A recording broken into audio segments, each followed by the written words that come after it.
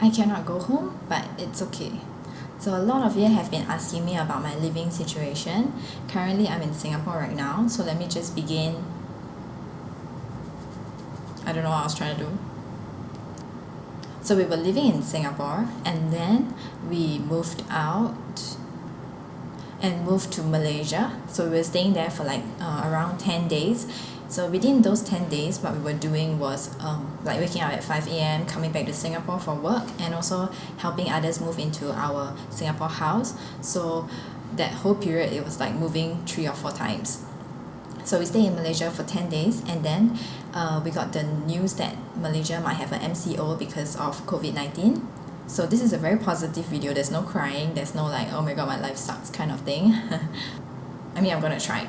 So, and then for those, we got the notice that there will be a speech by the Prime Minister in Malaysia.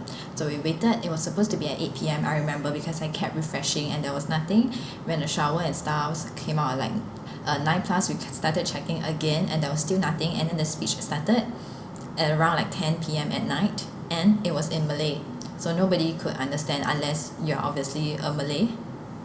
So after you search for a while, there was a translated speech online, and it says that Malaysia was going to start the MCO on the 18th, because I remember we were checking on the 16th night, so it was going to start on the 18th or something like that. I can't remember the exact date because I'm filming this in May. So then after that, we got the news. It was around like 12 midnight already, and then we started packing. So we could have waited until the next day to pack, but we started packing and then we went to sleep for a few hours. And then his parents, my husband's parents, they were super kind. They came in just to help us, so that there were 2 cars going back to Singapore. We could load everything that we wanted. Of course, we didn't bring like 10 sheet masks, that kind of thing. We brought just the necessities, just clothing and work. We loaded up into 2 cars early in the morning, and then the traffic back was just horrendous because there's a website you can check, and it was around like more than 30 minutes. So we waited until like close to early afternoon, and then we came back and we straight away came to my sister's house, which is where I am right now. My sister very kindly offered to let us stay because she had spare rooms. So we're inside one room now, and this room is awesome. There's like sunlight, there's blackout curtains, which my husband loves, and it's like after you have experienced blackout curtains, you realize how good it is. There's AC, there's this cupboard over here which fits everything.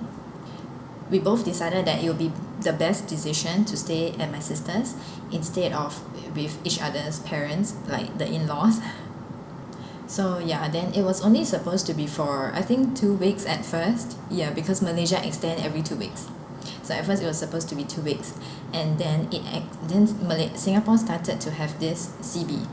I don't know why they want to call it that, so that everybody will curse it, I guess. So they have this CB, circuit breaker, if you don't understand what CB is. The weird thing is I'm very sad whenever I think about this, about everything that's happened in life, and there's this like dark corner, this dark door that you don't open because you open and then it's all just staircase and then you drop down and die kind of thing. But while filming this video, I'm quite positive. So let's talk about Singapore. We had this pre-warning that it might happen. So my husband and I didn't tell my sister because we didn't want to freak her out. So we went to the grocery store and we just bought things for this house. And then the next day, we went to the grocery store and we bought things for like my mom and his mom and all of his employees. And then at night they announced, but it was like a very slack kind of circuit breaker. Everybody was still meeting at the swimming pool. Everybody was still going to the gym in the condo. Everybody was like, they had no work, but they were meeting at the parks. So obviously it got extended, and then you couldn't go back to Malaysia. But it was important for my husband to stay in Singapore because of his work. And then after he became an essential worker, when the CB became like stricter, the government finally woke up. Probably should not say this because the government is probably monitoring this video. So the government became stricter, and then he became an essential worker, and now he sleeps like 3 hours a day. and then nobody can go to the swimming pools and the gyms because they close all those, and the government said that everybody must have must have a face mask. So the day that the CB was first implemented, we were actually talking to our contractor friend that we were going to start our construction on the Singapore house that we were going to move back to, but it like really needed some renovation. So the day that we wanted to start renovating, it was the day that CB started. So fine, we haven't renovated anything yet, so we don't have a place to go back to in Singapore. So my husband and I always talk about, okay, not always, but often talk about, do we want to move out, because he's an essential worker, and my sister's my brother-in-law, and there's 2 kids here, so we don't want to endanger anybody, especially the kids. So every few days I look at Airbnb but I have stopped now because that is not very positive to be looking at Airbnbs. So we decided to stay on here, and we have been here for not 2 months yet, but it feels like it's longer than that. So we decided to stay on here because he doesn't need to worry about me at all. If we were in the hotel room, he would just come back for 3 hours a day. We would not really talk. He would have to go to bed and then wake up 3 hours later to go back to work. So over here I have the kids to accompany me, I can go out and play with the kids. We play games together with my sisters. My sister, one. There's only one sister here. And then he doesn't have to worry about my meals here. So it's actually, I'm very positive. No, I'm not very positive. As in, this is a very good situation to be in, I guess. So let's just talk about Singapore first, because it's gonna get a little bit confusing. And then it started to extend again. Yesterday is actually the day that it's supposed to end, but it got extended until June, so we cannot go back. We are stuck in Singapore. And for Malaysia, it's extending every 2 weeks too, so we also cannot go back. Actually, yeah, it's just a short story. I'm just stuck here. So I'm spending a lot of time with my family, like just my sister and her kids, and I'm very grateful. And even after the MCO and the CB, now it's called CCB already because it's like continued circuit breaker. So if you want to know what CCB is, if you're not Singaporean, and if you want to know what it means in Singapore, you just search it. So then after that, even if it's like stopped or not extended anymore, I don't think they will start to relax the border control that easily. So we probably cannot go back that easily either.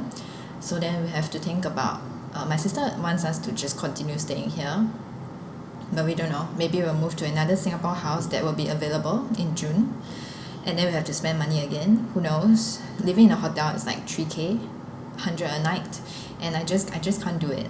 It's like paying $100 for a place to sleep, and that money could be used for so much other things. So the best case scenario is we got to go back to Malaysia, and then we can everything in Singapore is per normal. We can work on the renovation, and then we can come back to Singapore, and that will be the story from then on. So I get a few questions. Why did I move to Malaysia? Because we moved out of that house, and we decided to go and stay in Malaysia for experience, I guess, while we work on the other house. Other than that, I think I've answered most of the things that some comments I get that's curious about. Wow, this editing is going to be very PC because I'm literally saying one sentence and then pausing, and then saying one sentence and pausing, because part of me don't want to think about it, but part of me is trying to form sentences. So that is the life update, and how to stay positive is, it's not that comparing other people's situation to yourself makes your situation less of an importance, I guess. Or like, can you imagine like when you're telling somebody, oh, this is this and I'm unhappy about this, and then somebody saying, no, my life is worse. But then it makes you grateful when you think about it, because I have this place to stay. My sister is letting us stay here for free. Whereas I hear that other people, like the construction workers, they just sleep at the construction site, like with the concrete. And then there's some like Malaysians who cannot go back. They have it way worse than us. they pay like $10 a day for just a bed inside a room, inside a house, and you can't do laundry, you can't cook, it's just to sleep. At the end of the day, you just tell yourself you're not freaking dead yet, so it's a good thing. So yeah, we're all gonna get through this together, and I'll see you in the next one.